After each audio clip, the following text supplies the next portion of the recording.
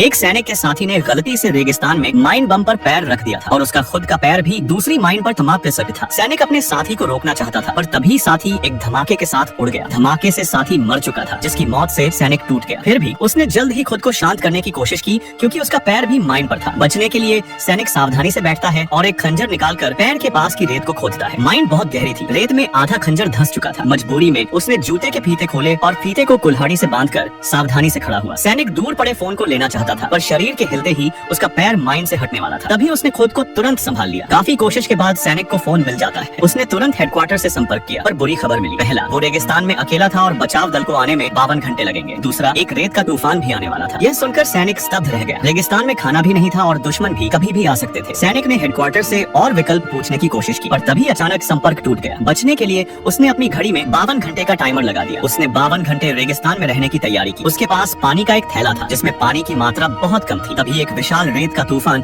उसकी ओर बढ़ने लगा। सैनिक ने जल्दी से रुमाल निकालकर मुंह और नाक ढक लिए। फिर स्नाइपर राइफल को रेत में गाड़कर पकड़ लिया ताकि तूफान में वो संतुलन बनाए रख सके। उसे तूफान से ज्यादा डर अपने पैर के नीचे बिछी माइन का था। रेत का तूफान जल्दी थम गया। तभी सैनिक ने देखा कि तूफान में उसके साथी की लाश हवा में उड़कर उसके पास आ गई। इससे उसे एक विचार आया। उसने पहले लाश की जेब से बैटरी निकाली लेकिन तभी उसने देखा कि फोन वाला बैग हवा से कुछ मीटर दूर चला गया है। सैनिक बॉम्ब पर खड़ा था और हिल भी नहीं सकता था। उससे बड़ी मुसीबत यह थी कि तेज धूप में उसे चक्कर आने लगे थे। घड़ी देखी तो बचाव दल के आने में अभी 43 घंटे बाकी थे जिससे सैनिक निराशा में डूब गया। उसने तुरंत बंदूक निकालकर आसमान में गोली चलाई ताकि आसपास के लोगों का ध्यान खींच सके। पर इस सुनसान रेगिस्तान में आखिर कौन रहना चाहेगा। निराशा में सैनिक अपनी जान लेने जा रहा था। तभी उसे दूर से बड़ी संख्या में दुश्मन सैनिक नजर आए। सैनिक ने स्नाइपर राइफल से दुश्मन की स्थिति का पता लगाया। फिर छोटी पिस्तौल निकालकर रेत पर अंधाधुंध गोलियां चलाई जिससे नीचे की माइन फट गई। दरअसल सैनिक दुश्मन सैनिकों के सामने एक अवरोध बनाना चाहता था ताकि दुश्मन उसे न देख सके और वो उन्हें आसानी से मार सके। दुश्मनों को खत्म करने के बाद भी सैनिक अपनी जगह से हिला तक नहीं। वो पूरे दिन रात घुटने टेक कर बैठा रहा जिसके कारण उसका बायां पैर नीला पड़ गया था। लेकिन सैनिक शारीरिक दर्द से ज्यादा रात से डरता था क्योंकि रात में भेड़िए आते थे और उसके पास गोलियां भी कम थी। कुछ भेड़िए गोलियों से नहीं डरते थे। उन्होंने उसके साथी की लाश को खींच लिया था। थोड़ी देर बाद अचानक भेड़ियों ने सैनिक पर भी हमला शुरू कर दिया। सैनिक ने हार नहीं मानी। वो पूरी रात हथियारों से लड़ता रहा और अगली सुबह तक जैसे तैसे जिंदा बच गया। उसके चारों ओर भेड़ियों की लाशें थी। आखिरकार कुछ समय बाद बचाव दल वहां पहुंचा लेकिन रेगिस्तान की धूल के कारण वे सैनिक को ढूंढ नहीं पा रहे थे। सैनिक अपनी जगह से हिल नहीं सकता था। वो बस बचाव दल को जाते हुए देखता रहा लेकिन अभी भी उम्मीद बाकी थी। अगर वो दूर पड़े सिग्नल फ्लेयर को उठा लेगा तो घंटों की मेहनत बेकार नहीं जाएगी। उसने गहरी सांस ली और धीरे से बायां पैर उठाया लेकिन अगले ही पल